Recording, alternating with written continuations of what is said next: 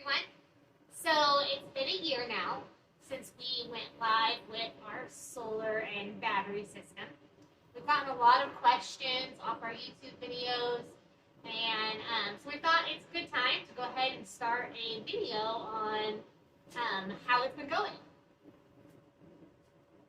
So this year we've learned a few things about solar and our system. Some things that we've learned since we energized our system a little over a year ago. Buying spares when you can. Arc fault protection. The main thing with that is just if you have an arc fault, two wires crossing each other, then it's not going to short out your system. It detects it before it energizes. You just shut the system down, and then you have to go through and find your short and arc. Arc is shock protection, I suppose. Never been shock on the system. Other than the TIG welder, that's pretty common.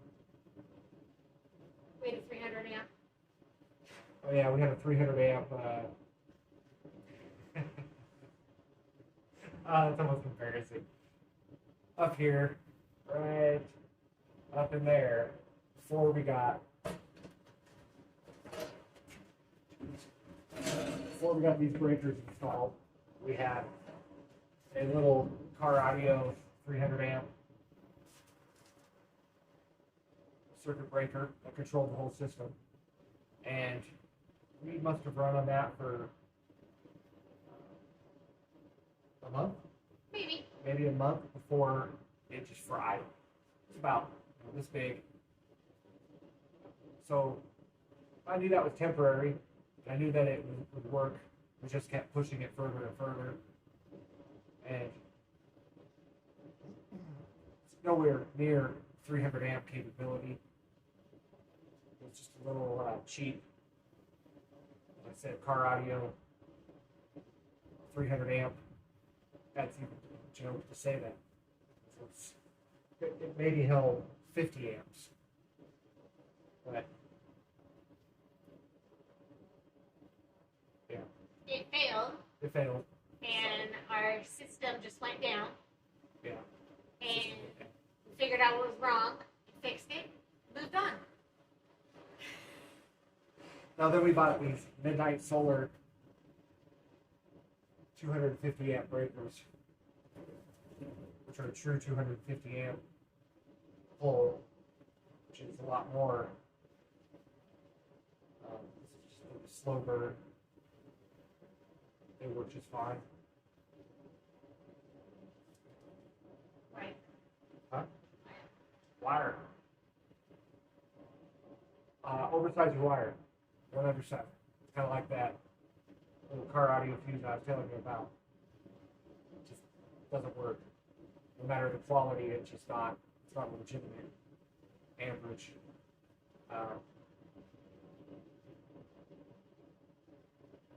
This wire is 2 sets of 02, so technically it's 04, and it's sufficient. So the longer you go with your inverters, the higher the gauge. Our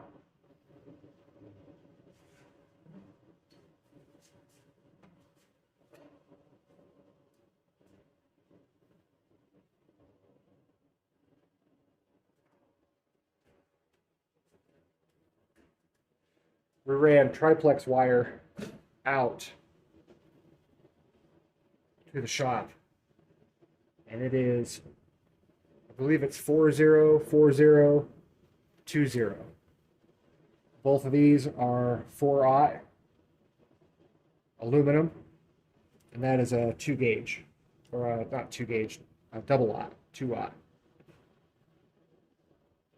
And we got about 100 feet of that. It's it's a little bit overkill, but it's not. AC wire, you can go further distances, but you're still going to have resistance. So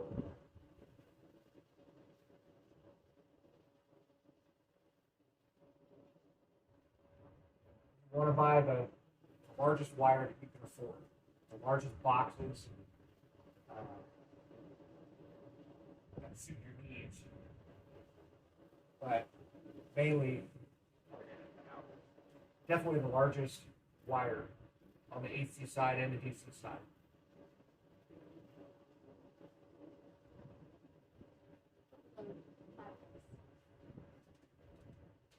Overload bypass. All right. Each one of these inverters has an overload bypass set at 3,000 watts or whatever it is. So we have a very large air compressor, 5-horse, 80-gallon Ingersoll Rand.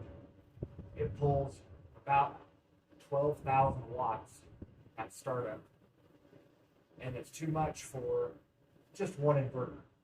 So what will happen is, on startup, as long as we don't really have anything else running but the normal 2,000 watts that the system will pull, it'll fire that compressor. So basically, we'll get a code on this first inverter of overload, and it will bypass the second inverter. And then the second inverter will overload, will just go to its maximum. And then bypass to the next, to the next, to the next, until it fills the demand of wattage and amperage. Pulls like 175 amps to start. So I don't like that on the system, so we haven't been running that compressor more than just a few times in testing and a couple other times, but not really, because I don't want to continually overload the inverters. I have a feeling that our first inverter here will eventually be the first inverter that we'll replace. Hopefully not for at least a few more years, but whenever it decides to go. Because the first inverter pulls the most of the load. It's required to always maximize its output before it sends down the line. Even though it's not the host. The host is that one right there.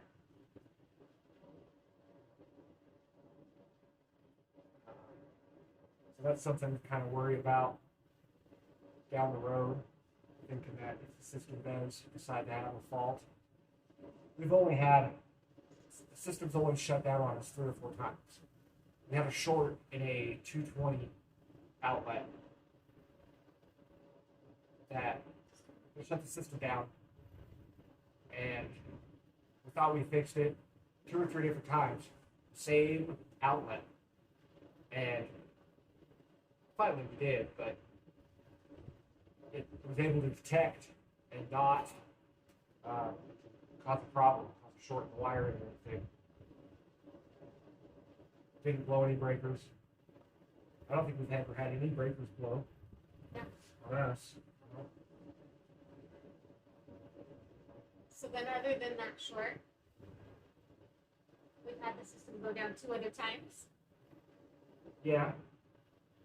Once we were running 3 space heaters, 3 1,500 watt space heaters combined with our 2,000 watt on average 2,000 watt pull, which is the fridge, refrigerators, the freezers,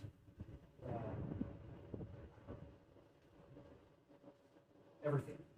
Coffee maker, the fans that you hear right now. Some of the fans are these, just pumping voltage because we're probably like 90%. What else do we run full time? Fans. Fans right now. Yeah. That was actually during winter, and that was at nighttime. So it wasn't during the day when we were charging. It was our battery power that we went down. Yeah. during the winter at night, and it's a constant 1,500 per, so 4,500 plus 2,000 constant pull of 6,500, so say times 10 hours during the winter time. Good average of how much darkness at least. So that alone is 65 kilowatts, and the bank back here is 46 kilowatts. So that means during the evening we can't run more than that. So now during the summertime we can have all of our fans going. They can have their AC units going until around 7 o'clock, 7 p.m. starting at around 8 o'clock in the morning, and it's about 7 p.m. We can run tools inside all night long, and fans, and have no problems.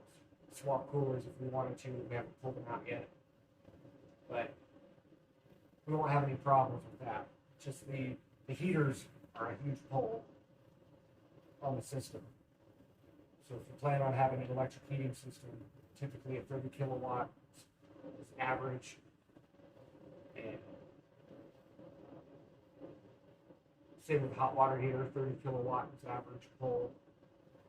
Once we're officially moved into our still building, we'll actually have wood stove heat. And then on my dad's and my mother-in-law's side, they're actually putting in propane for them. And that's totally up to them. They can run it as much as they want. They just got to pay their own bill. So, and on our side, we're doing wood heat. So we won't really have much of a problem with the space heaters in the wintertime. And if we get tired of it, then we can just run a propane line in for now. And if it gets too expensive, we can go back to wood, or just stay with wood, because all of that is, it's never going to get any cheaper, no matter what we're told. Oh yeah, we got our Batrium back from Australia, and it took forever, but found out that I probably fucked it up by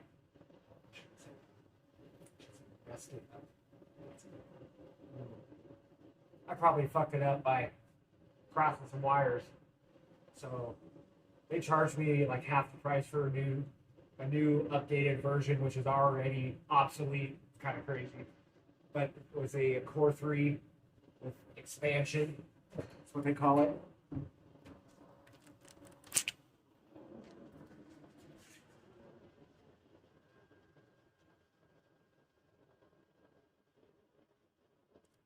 Doesn't look much different. Has a few more functions that we still haven't really utilized.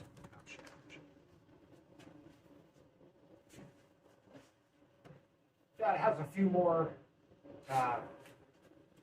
timers, and relays, and capabilities, Wi-Fi, and control it a few different ways. But we haven't really had the need to. It's pretty sunny here full time, and right now it's cloudy, but it's sunny, and we're already fully charged. It's new. Oh, yeah, it's about noon. Kind of getting hungry. It's almost lunchtime. So then, so those were the things that we learned this year. If we come up with more, we'll let you know. So we were scrolling through our video. We've gotten a lot of views on the solar, and there's a lot of people that ask questions. So we want to just kind of clear that up a little bit. So one of the questions was, what spot welder do we use to make the batteries? We started out with something called a Sunco 709 AD. It was a pile of crap. Do not ever recommend that brand. We got it in 220, and it was a horrible experience. I welded, I don't know, maybe 8,000 spot welds before I really realized I was having a problem. So I had to go back over it with a K-weld. It's the best spot welder that we've used. I only had one to compare it against, so, but every single spot weld was consistent.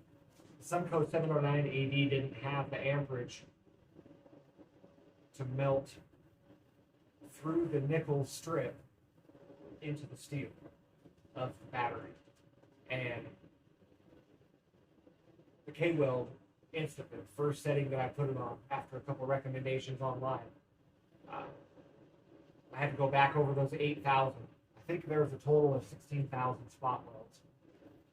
So we just used 2 car batteries, and the K-Weld hooked up just fine to them. Then we used a battery charger to those 2 batteries. Now, if I had 2 of these or 4 of these batteries built, I probably would have used those, but we didn't have them built. So, and I didn't want to pay for. No, that's not true. They didn't have the K-Weld didn't have their super capacitor battery power setup in stock. So, or I probably would have purchased that at the time. They called it a Super K, Super. It's their power supply, K-Weld's power supply. But I'm glad I didn't, because it would have been a waste. We used 2 car batteries. We were able to use those batteries in cars, where that K-Weld sits here and it just waits to build batteries.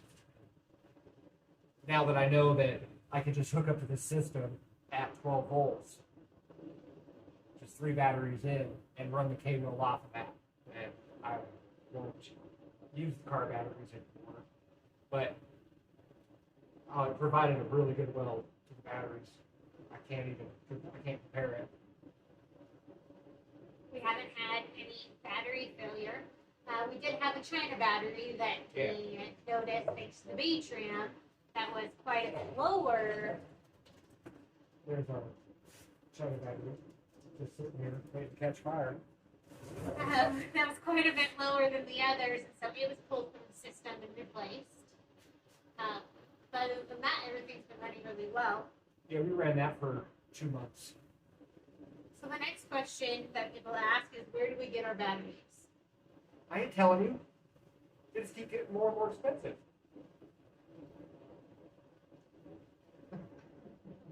Prevention. Battery management system and being able to watch it all the time. All right. Batteries catching fire is another question. People say that all the time. Check your battery temperatures on a regular basis. Thermal temperature gun, and just check inside of the batteries every once in a while. Your BMS will have it on it. Thing is too is that somebody saw that a lithium battery 18650 blew up. Well, every battery at some point has blown up, so it's just keeping an eye on your temperatures. And then also, we, as you've watched in our videos, you see that our battery room is not in our building; it's by itself. So, so the batteries are contained. What are the things that we've done to cool down the room, keep the temperatures level? Not as much as I'd like to do.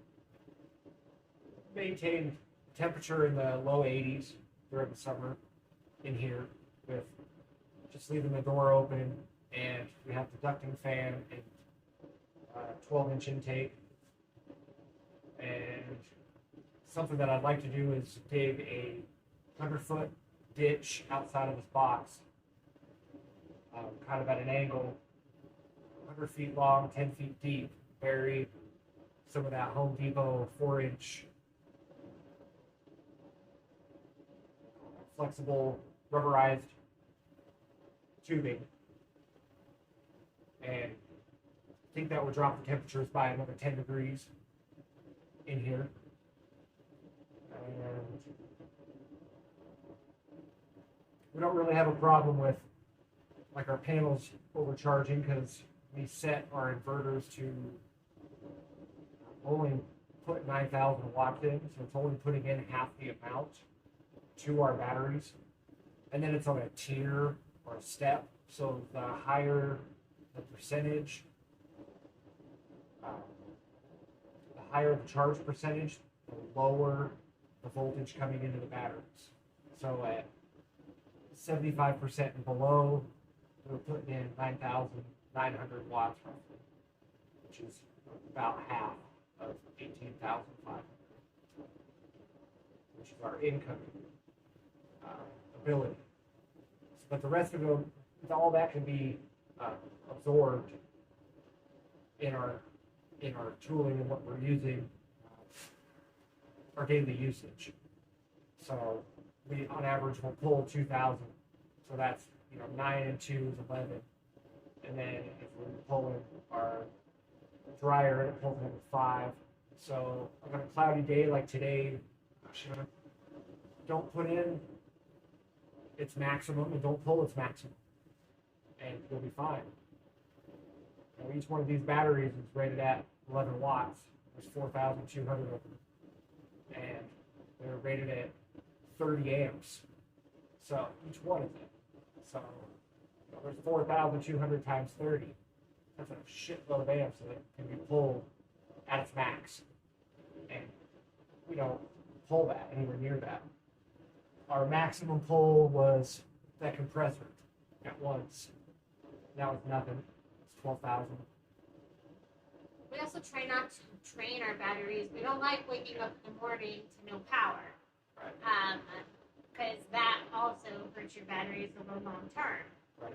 We usually wake up at what, 50%? No, we usually wake up to 68%. 68%. And that's probably still too low. But our plans include doubling the bank to a 92 kilowatt bank, 96 kilowatt bank, 48, 46 and 46, no, 92 kilowatt bank. So the next question that we get a lot is steel is expensive. So it's not really a question, but that's just what people say. So I don't know if they watched the full video, but A lot of people don't. So what we did was we placed Craigslist ads and Facebook Messenger ads asking for free mobile home trailer frames. And I tell you what, we got a lot of people who wanted us just to give us free mobile homes. Whole thing full of crap. And we couldn't do that. But we had so many people hitting us saying that they had them that we got over half of them free. Paid $250 for one and $400 for two. Yeah. And then we got 3 or 4 or 5 free. Five of them for free. yeah. Yeah. So I think the most that we spent was like $700, and Somewhere around there. So we might have even paid $100 for another one. yeah, But and that built all of our frames for our solar. right. And we do have the Connex boxes. And that helps for the battery room and it helps for storing our other stuff. But probably 2 more trailers would replace this. So, now we're looking at almost $10,000 per Connex box. When we bought the Connex boxes, they were 3. We bought 1 for 3 and 1 for 5. And now, delivered for almost $10,000. So, if you wanted to replace that, if you didn't see it as possible, then trailer frames, just get more. They're all over the place, especially out in nowhere, Arizona. It'd be a little more difficult to find them in the cities, but Craigslist is a powerful tool. If you're willing to try and get it yourself, I mean, we spent like a full day one day Well, over and over again. trying to dig this trailer out of an area. There was all these trees, and we ended up like squishing the trailer, like making it. We just blowed the shit out of it. Yeah, it was To get it out of there. crazy. But if you're willing to do that work, then you can save yourself a ton of money. I mean, what is a normal steel? When we were looking at this, it was about $10,000 for the steel to make it. Yeah. This was almost 3 years ago when I was looking. It was about $10,000 to be able to hold 78 solar panels. And that wasn't including the concrete or anything else. That was the frame racking, and then those clamps that they sell you, just those kits. And now I know it's a lot more than that. It was $10,000. That cost us, at the time it was $750 for the trailer frames. Then we went through and we sold the tires, the axles. I don't think we sold any tons, right? No, we didn't sell it. We're trying though. But we've already made our money back. We've made close to $1,500 off of the tires, because they are special tires, and there are people out there that tow mobile homes around, and they blow tires all the time. So they're always looking for tires. And then you got people who want projects, and they need axles, and sometimes they want the combo. Most people don't want, like the people who are building trailers, they don't want the donut wheels. But some people do. But there are a lot of guys, there are a lot of people out there who pull them for services, especially around here where we live. And they're always going through. So you'll make your money back on the tires, on the wheels, on the axles. Well, then you end up with extra pieces of metal that you can use for other things. Yeah, that's also exciting. We're actually using some of the steel I-beams to do our second floor in the building. Right. So, that was free, which is great, especially with lumber prices that have gone up so much. So, we're always looking for more steel. Adam's building some gates with it. There's tons of other things, posts for gates. For our gates. So there's tons of things that you can do with these things, but you have to be willing to go get it. So another question that somebody asked, I don't know if we wanted to touch upon it, electrical code compliance that we had to adhere to.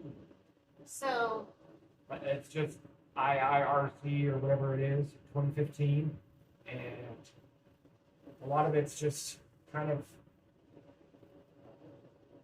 common sense things. What else did we want to touch on? Well, we had to meet, of course, our county's regulations. Our inspector came and signed us off and approved our electrical system. I mean, he was here literally 10 minutes and was gone, but he was pretty happy with what Adam came up with, because Adam, of course, is the brains behind all of this, and without him, we couldn't do this. But yeah, this is Adam's brain, not mine.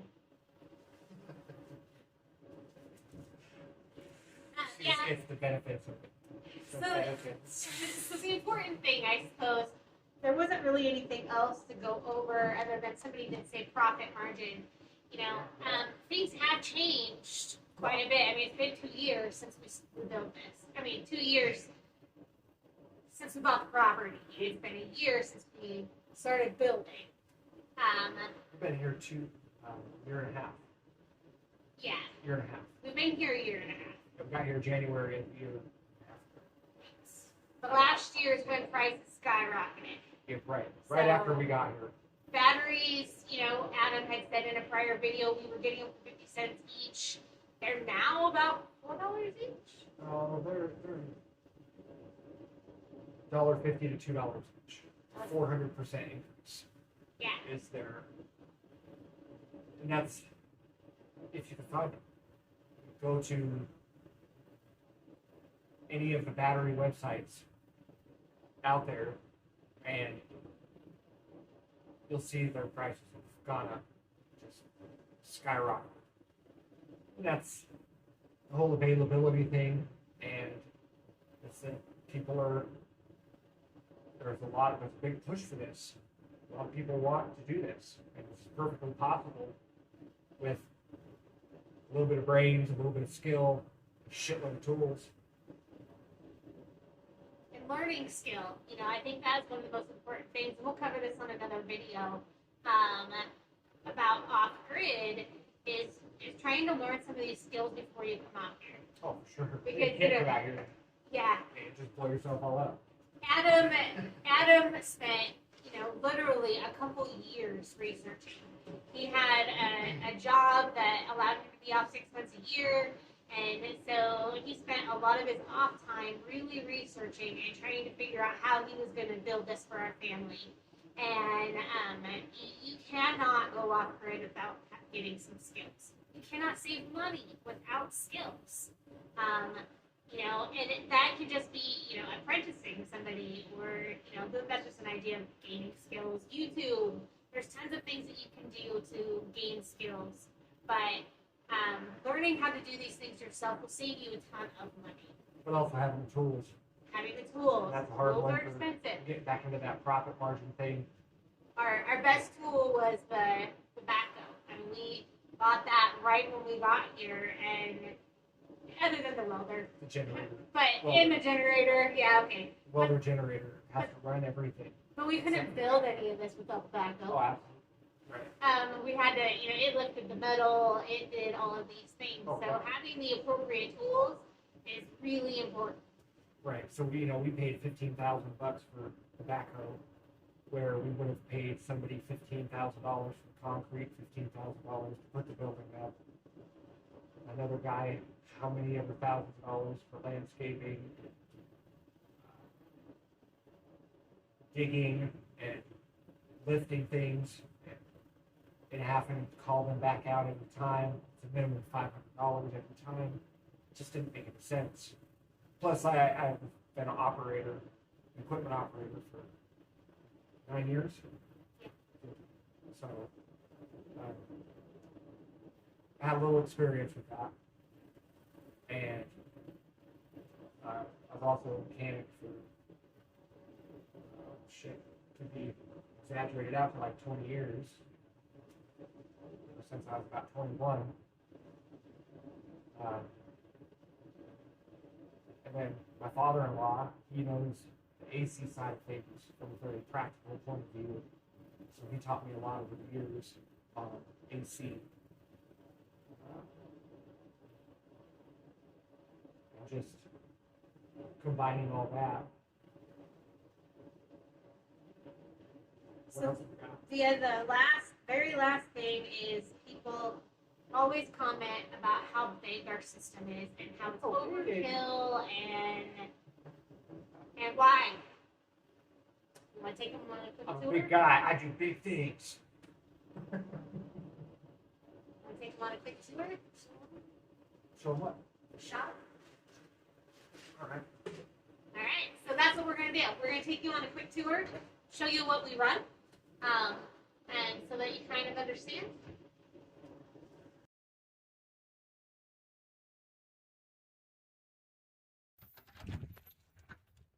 Come on in.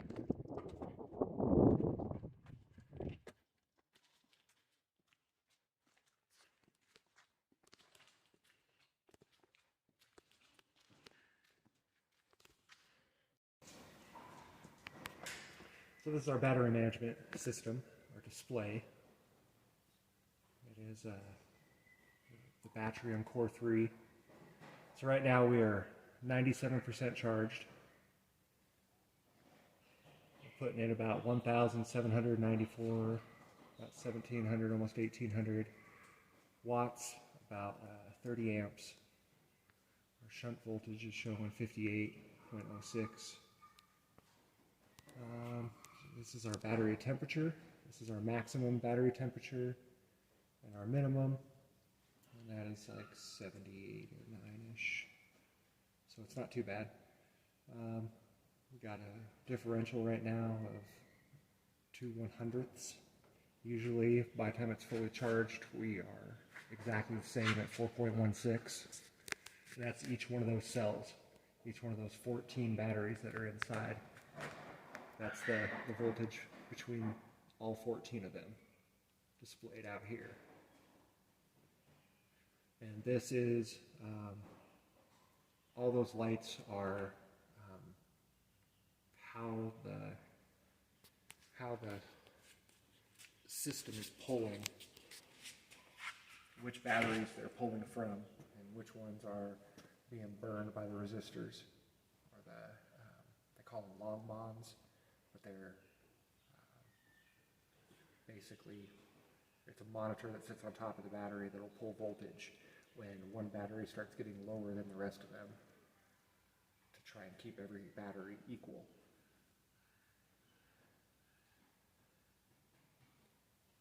So why do we have so much power? Well, because we got a lot of shit to run. We got welders. We got a lift that's not even installed yet. We're gonna have a washer and dryer, and our electric stove, and then we got Grandpa's shop, which is pretty well done, other than it needs to be insulated and drywall.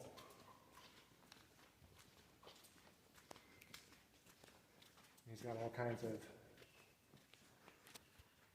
fun toys in here, and all of them work just great. You can turn them all on at once if we wanted to. But usually there'll be two people working in here at a time, so somebody will be running this planer while somebody else is running the drum sander back over there, or the table saw and the bandsaw.